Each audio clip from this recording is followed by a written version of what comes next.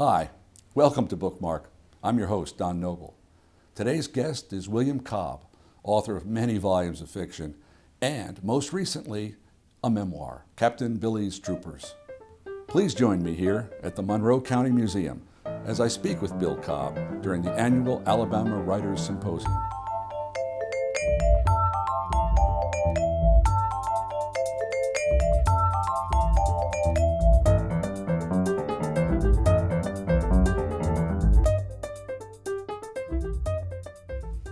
Bill, good to see you again.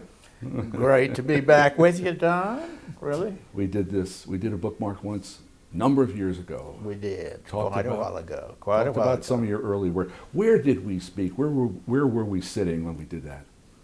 I believe it was at Birmingham Southern, Uh-huh. at their Writing Today. Writing There is Today. no more, unfortunately. There.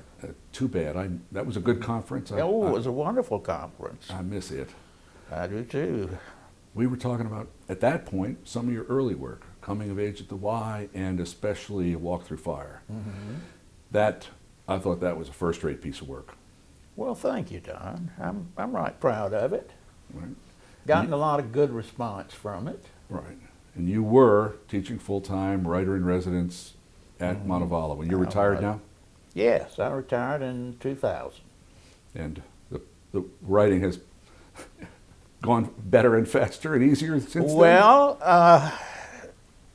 if you, we're going to talk about my memoir a little later. Sure. But I had some health problems after I retired that sort of choked my creativity, and I didn't do a lot of writing for a while. And then I had brain surgery, which straightened me out. And I became very productive again. Well, that seems like a nasty detour, but as long, I'm sorry. As long as we're okay. No, I mean for you, not, not for the dialogue. Oh, okay. For your brain.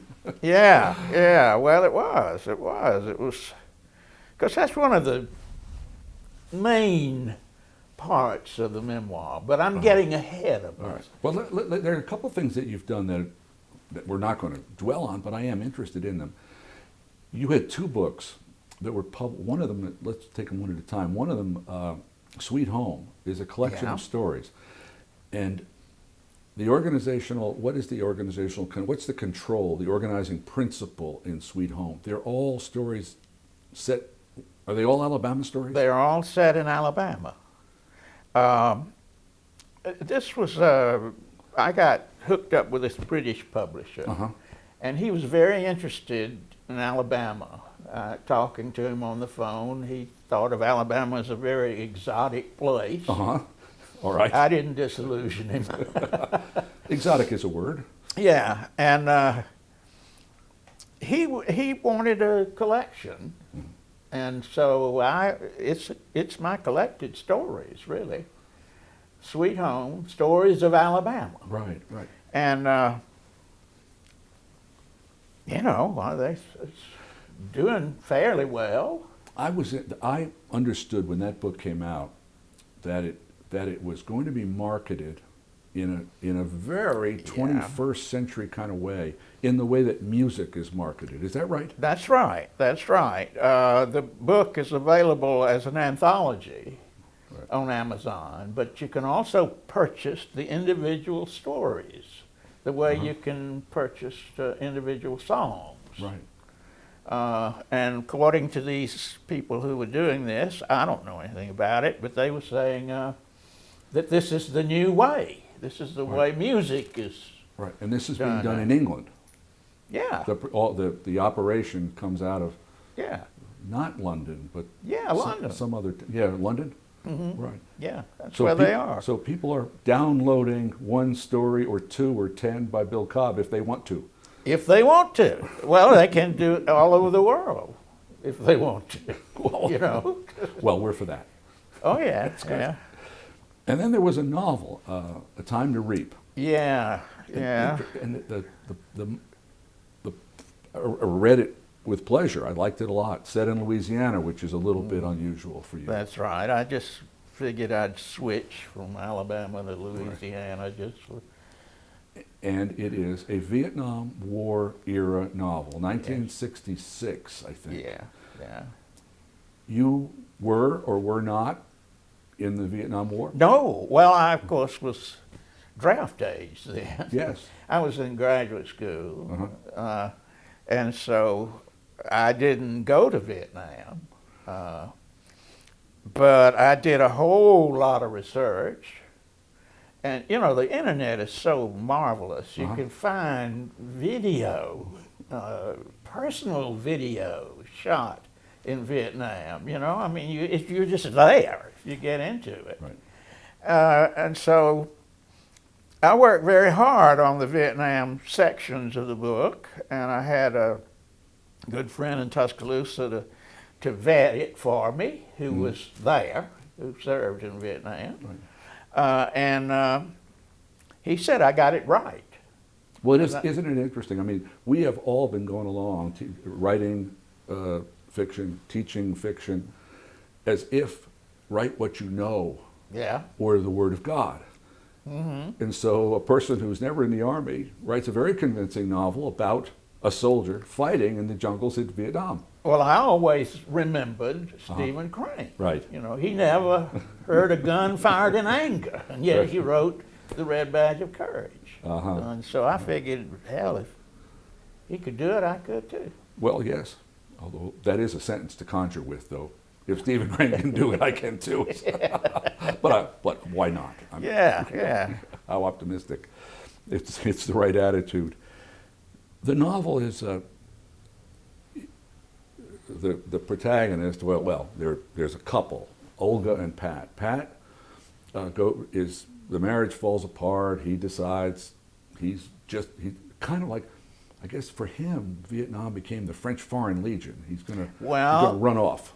Well, I don't think he realized he was going to Vietnam when he ran off and joined the Army. Oh. On an impulse. And he gets sent directly to Vietnam, and he's much older than the other soldiers. Right. And his wife, Olga, is at home with the kids, and the novel switches back and forth from Louisiana to Vietnam, alternating chapters. Right. And she's a high school band director, if I'm not. That's right. I remember right. She is. There's an opening scene in your novel where just to attract attention to the marching band, or to attract attention, well, really to divert herself, give herself something interesting to do, she skydives out of a plane and lands on the football field. That's right. That's the opening scene of the book. Novels need a good opening scene, and that is a good one.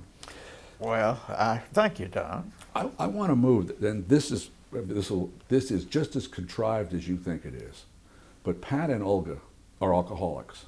Yeah. In A Time to Reap. Your memoir, which is now been out just 18 months or so, not very long. No. Is the story of your writing life, and it's the story of your relationship to alcohol. That's right. So you had a kind of test run, in a way, writing about Olga and Pat, and then you decided to write your own story. And what possessed a person who had at that point 9 volumes of fiction, something like that, to go ahead and write a memoir? Well, I just thought it was time, you know. I wanted to tell my story, and I was hesitant to do it because I thought, who wants to read about my life? Well, we all think that. Yeah. But people do it anyway. Well, I wrote a long version of it in which I included all of these trivial details. And once the editors at UA Press got hold of it, they carved it down. Oh. Yeah, considerably. What kind of thing did they take? What kind of things did they take out? Well, my high school girlfriends and stuff like that, which they didn't find very interesting. But they had me read structure the book, All right. to give it a more novelistic Good. feel. Well, a strong narrative's good. Yeah. And you know, they had read my fiction and felt that I needed to give it that kind of structure. So there you go. You decide that your life, by God, is interesting enough. Well, to write a book. I thought the you know, alcoholism and rehab and sort of related to the normal pressure hydrocephalus, which I went through for my brain surgery and all. Yeah. Kind of gave it a little bookend structure. Well, Two traumatic events in my life. well, what's it like to contemplate, study, think about, dream about your own life for a period of months and months when the subject of your book is you, and you're thinking about when you were a little kid, you're thinking about your elementary school, and you're thinking about your teachers, and you're thinking about your high school and your girlfriends, and what did you learn about Bill Cobb in the course of what, a year of studying Bill Cobb? Well, more than that, more than that. All right. Before we finally got through with the book, but you know, it was kind of a double-edged sword. It was fun to go back and relive some of these things and my childhood and all of that. But it was also challenging in terms of my parents, my relationship with my parents, particularly my father, which was a very difficult thing. And that was sort of painful to go back through all of that. Well, pause. I think your relationship, this is not news to either one of us. This is a very honest memoir. It's quite frank. I mean, you're laying out on the page your own peccadillos, your own weaknesses, and talking frankly about your feelings about people who are important to you, like your father. This Oedipal connection with your father is pretty fiery. I mean, how'd that feel to be writing about your dad? Well, you know, I don't know if it was comforting to finally come to grips with it or what. I don't know. I didn't take a whole lot of pleasure in it. No? But I wanted the memoir to be honest. Right. And if it had to be brutally honest, then let it be. Right. Was your father living at the time the book was published? No. No. He had passed away. I'm the only living member of my family. But which made it easier. In that sense, yes. Yeah. However, you may be the oldest living member of your family, but there are plenty of people in your book, your own immediate nuclear family and your immediate circle of friends in Montevallo and beyond. But just say your immediate family. I'm always interested in the response of the characters in other people's memoir. When your wife, your children, your grandchildren, your friends like Norman Macmillan and other people, when they read it, what did they think? Well, Norman, of course, loved it. Yeah.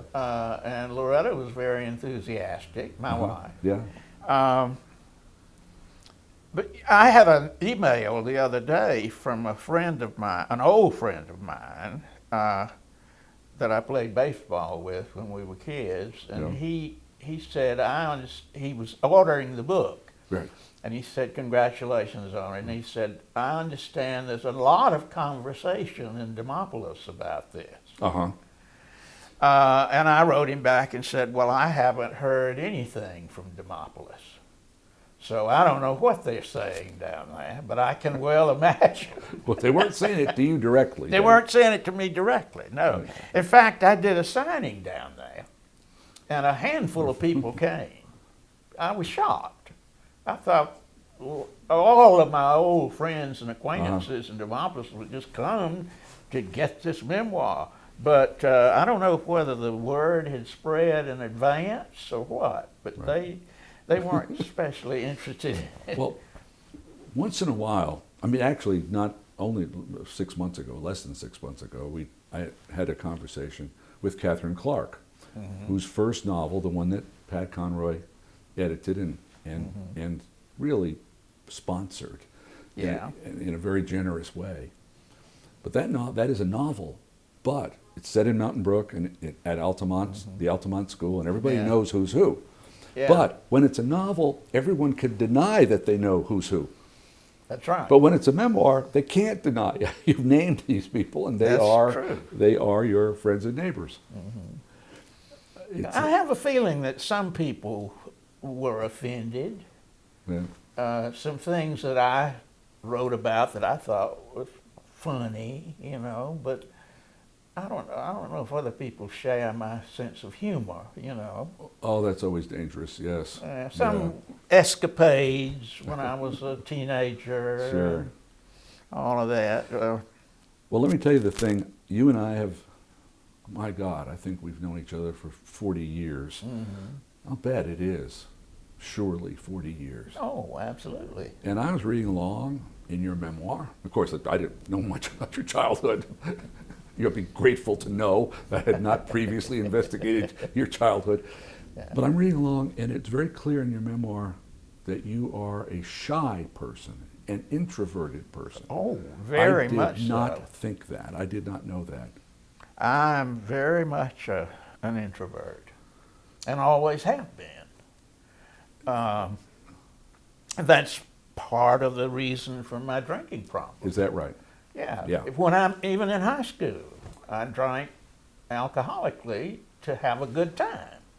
And because I was so shy. really, Yeah. and that's that. Well, I want to talk about the.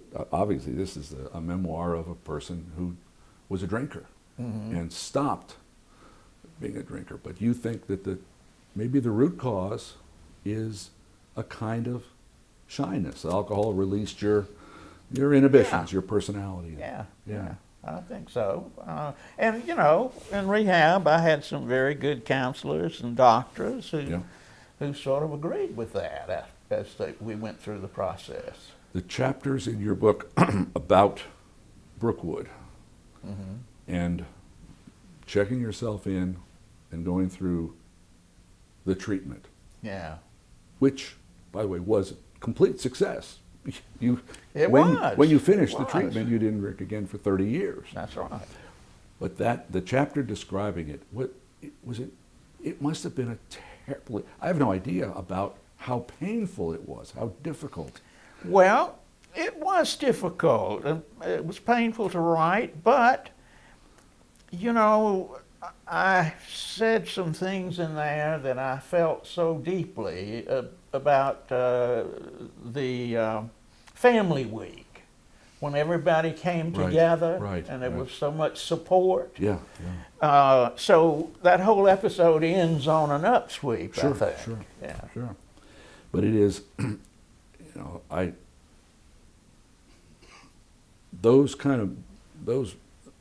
probably now the premier memoir of this kind is Darkness Visible. Styron's, which is not so much about, it should be more about alcohol than it is, but it is in fact about depression. And it was unexpectedly, enormously useful to people. People read it and profited from it. Was that part of your motivation, do you think, that people would learn something from this? Well, I don't know. I had some, frankly, I've had some of my fellow alcoholics kind of call me on what I say about AA in the book. I say, AA didn't do anything for me. It bored me. It was tedious. Right. So you stopped, you didn't go to the meetings for 30 years. I didn't go to the meetings. Just stopped drinking. Yeah, well, with the help of rehab, 33 days in a is that long? Hospital. Right.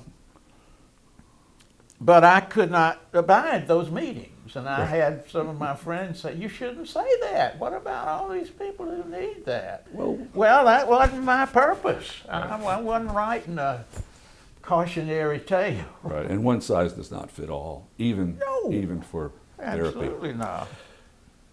You had a drinking life, but really, for all those years, before Brookwood, after Brookwood, you had a writing life. And one of the things, there are a couple things, I just looking back, very few people know that you had a period of time when you were a playwright. Yeah, and that's your right. plays were produced in New York City. That's right. That's right, off Broadway in New York. Who starred? You had some stars in those plays.